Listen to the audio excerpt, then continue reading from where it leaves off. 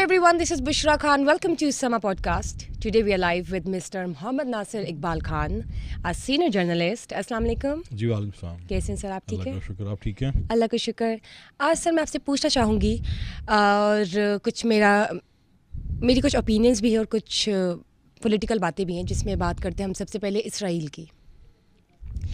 Israel के 24 फ़ौजी मारे गए हैं। अब देखिए, अमेरिका ने भी वार्न किया था इसराइल को कि आपको इस जंग से, इस खून खराबे से कुछ नहीं मिलना, क्योंकि हमने अफ़गानिस्तान के साथ 20 साल लड़ाई करके कुछ नहीं पाया in the end. There was no good results in the end. So America ने ऑब्वियसली वार्न किया था इसराइल को, लेकिन वो पीछे नहीं हटे और आज आप देख लें कि इसराइल के भी 24 फ़ौजी हलाक हुए हैं।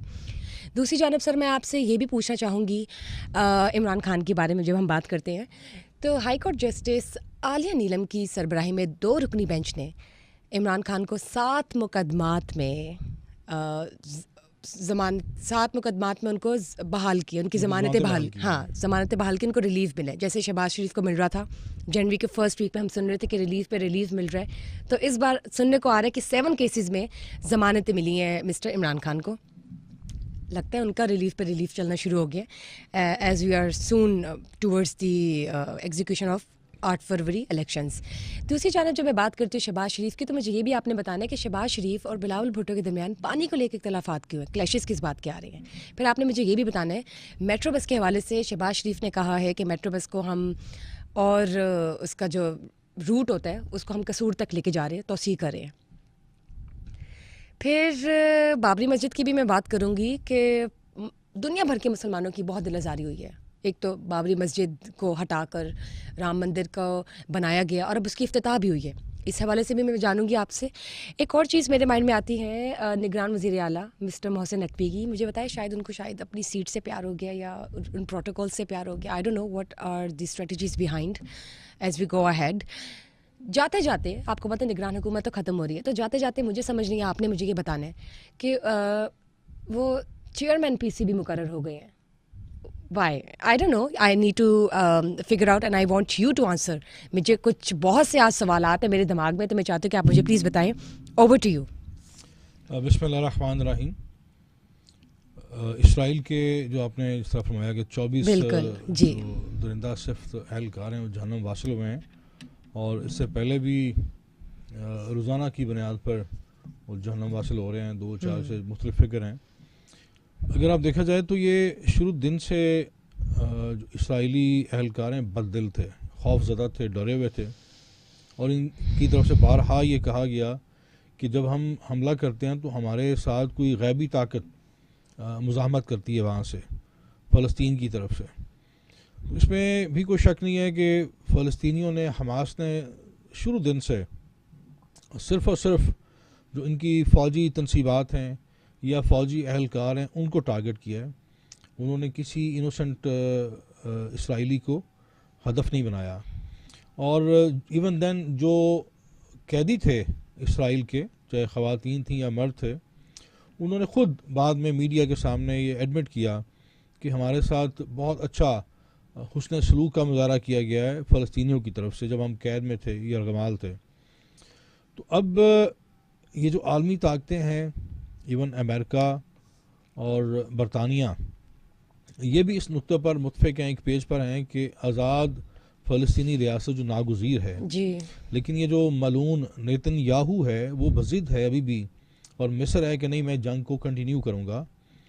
और आज की जो इतला है कि बहुत सारे जो इसराइली कैदी हैं हमास की कैद में, उनके वरसा ने जो मुसलसल कई दिनों से वहाँ पे सरापा एहतजाज हैं, उन्होंने कैंपिंग की हुई है, धरना दिया हुआ है, अपने नेतन्याहू के का मुहासरा किया हुआ है उसके ऐवान इक़्तिदार का, तो वो फट पड़े हैं और उनके एहतजाज में शिद्दत आ गई है।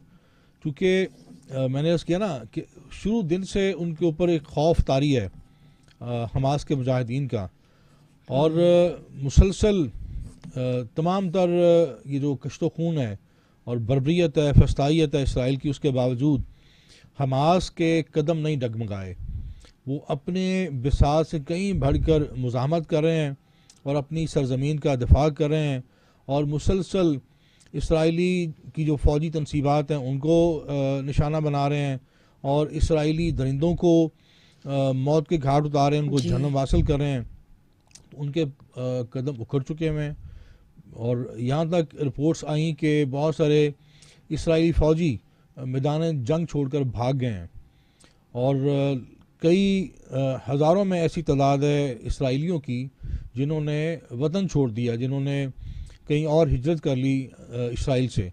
तो ये जंग अखलाकी तौर पर और अस्करी तौर पर इसराइल शुरू दिन से हारा हुआ है। उसकी जो शिकस्त है उसकी वो दीवार पर लिखी हुई है। Excuse me.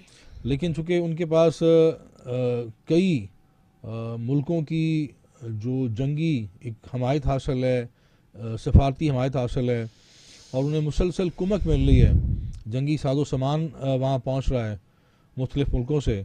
और इवन दैन बहुत सारे जो किराए के फ़ौजी हैं जो जिनका ताल्लुक़ इसराइल से नहीं है, वो भी इस जंग में शरीक हैं, चूँकि उनको अच्छी खासा मुआवजा मिल रहा है।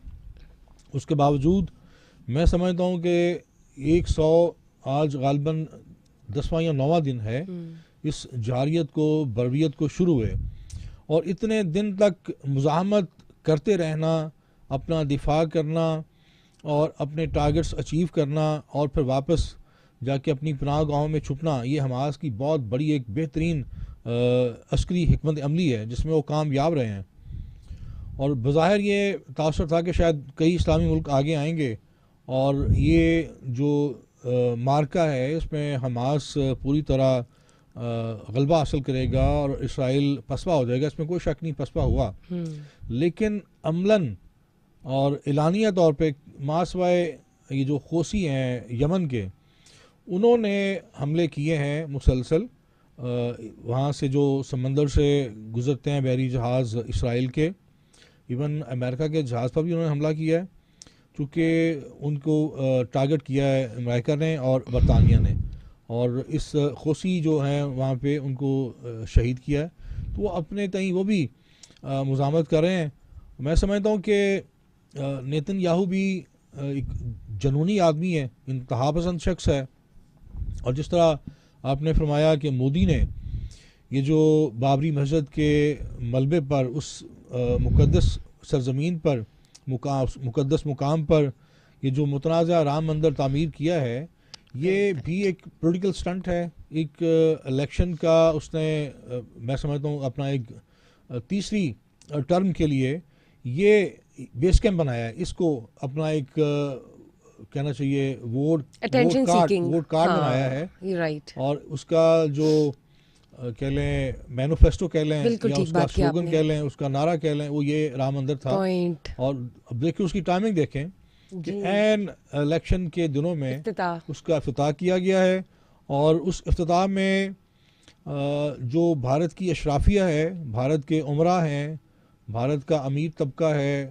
ताजर हैं, और शोबिस के जो नाम नहाद सितारे हैं, जो कहते हैं कि जी फनकार की कोई सरहद नहीं होती, और हमारी बदकिस्मती से हम पाकिस्तानी ऐसे नाम नहाद शोबिस के लोगों को बहुत ज़्यादा उनकी पजीराई करते हैं। उन सब के लिए लमार फिक्रिया है कि वो उनका क़ब्ज़े बातन वो पूरी तरह हिंदू है, अंदर बाहर से वो कम से कम अपने मज़हब के साथ खड़े हैं। हमें अपने गिरबान में झांकना है कि हम अपने मज़हब के साथ, अपनी रियासत के साथ कितना फेयर हैं। वो इस इंतहाई मुतनाज़ा इक़दाम में अपनी एक जो जंगी जनूनी एक मुतस्सब शख्स है, इंतहा पसंद शख्स है मोदी, वो उसके साथ खड़े हैं। और हम अपनी रियासत के बहुत सारे मफादात को बरलोज करते हैं कि जी ड्रामा है, कल्चर है, फ़िल्म है, इससे क्या फ़र्क पड़ता है। हमारे यहाँ हम कितना ज़्यादा उनकी जो इंडस्ट्री है, फ़िल्म इंडस्ट्री, उसको प्रमोट कर रहे होते हैं। तो ये बहरहाल अगर आप देखा जाए तो उस सारी आमदनी किसी न किसी कैपेसिटी में इस राम मंदिर की तामीर पर सर्फ हुई है। तो हमें अपने अपने रवैयों पर भी नज़रसानी करनी चाहिए। बिल्कुल ठीक बात की आपने कि ये एक बहुत बड़ा पॉलिटिकल स्टंट है, ऊपर से एक बहुत ही बड़ी लॉबी है अगेंस्ट अस, अगेंस्ट मुस्लिम्स। मैं एक आखिरी जुमला ज़रूर कहूँगा कि आज मैं अखबार में पढ़ा था कि पाकिस्तान भी मजम्मत की है। तो ये जब तामीर शुरू हुई थी, हमने किसी फोरम पर इसके ख़िलाफ़ मुज़ाहमत नहीं की, सिफारती, सियासी या कानूनी। आलमी अदालत इंसाफ भी मौजूद है और अक़वाम मुत्तहिदा भी मौजूद है, मुख्तलिफ फोरम मौजूद हैं। हमें जिस शद्दोमत के साथ, शिद्दत के साथ बहैसियत रियासत इस मुतनाज़ा राम मंदिर के ख़िलाफ़ मुज़ामत करनी चाहिए थी, वो मैं अफसोस से उस वक्त कहूँगा तो वो नहीं हुई। देखने में हाँ नहीं जी, आई। 1 2 3